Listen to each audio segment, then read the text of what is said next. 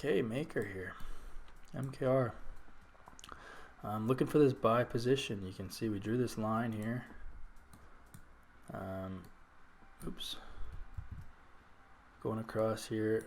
I mean, price broke it, but then this next it didn't. No 4-hour candle closed above this zone, so it wasn't really valid. And then this next candle, I mean, massive rejection, bearish engulfing through this zone. So yeah, definitely no entry on this zone breaking here because it didn't really break. So our main entry still is this area, which it's actually just touching now.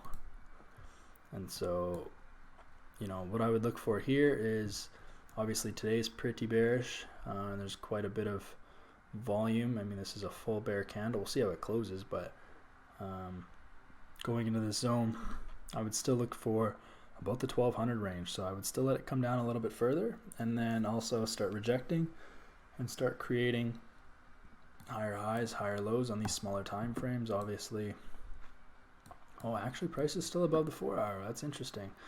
So we'll see if this comes down and this 4-hour catches up to it and supports it. That would be interesting. And I would also like to see price break above and hold this 1-hour moving average. So a couple things have to happen. Let price come in down, probably come to 1200. I mean, it likes whole numbers.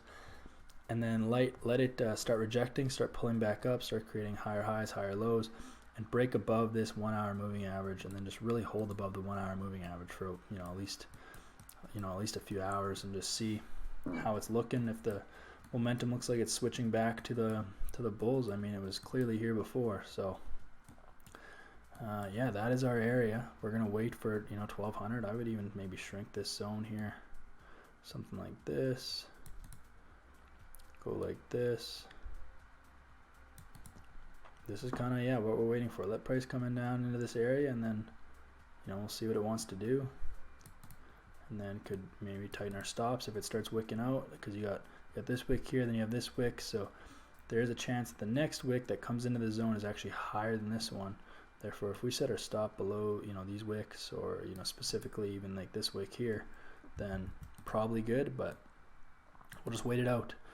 I'm gonna set an alert for this price here, and just see what happens when when price hits 1200 on the dot. If it starts rejecting and holding and then starts making higher highs, I'm going to enter that long position and target this full range, which seems like a lot, but I think this is what it normally does in a month. So let's double check here though. You can see last month super bullish too, which nice to see. So last month it moved 540, month before that 345, month before that 129, month before that 162. I mean, so maybe 500 is a lot, because I mean, it only moved 500 last month, but the other months were 345, 129, 300. So yeah, maybe 500 is a lot. So we can reduce this down to maybe 400 right here. 400 is probably reasonable, and if not, if it looks like there's just not enough momentum, we head for 300, which would be here at the 1500 mark. So I'm gonna adjust this here.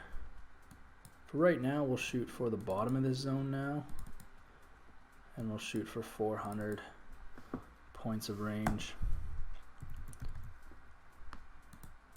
So something like that is what we're waiting for maker. I think that's going to be an excellent trade too. I think there's a ton of bull momentum here. Obviously, price is way above this moving average. You can see this was super just like textbook bullish structure, higher highs, higher lows, super healthy, no real pullbacks until now.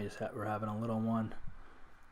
This 1200 area looks very nice. It's already got wicks on both sides, on the resistance side and now on the support side. So I do think that this is lining up real good. We're going to see what price does when it hits 1200, and then if it starts rejecting and things start giving us good signs, then we're going to take that long position. So that is maker.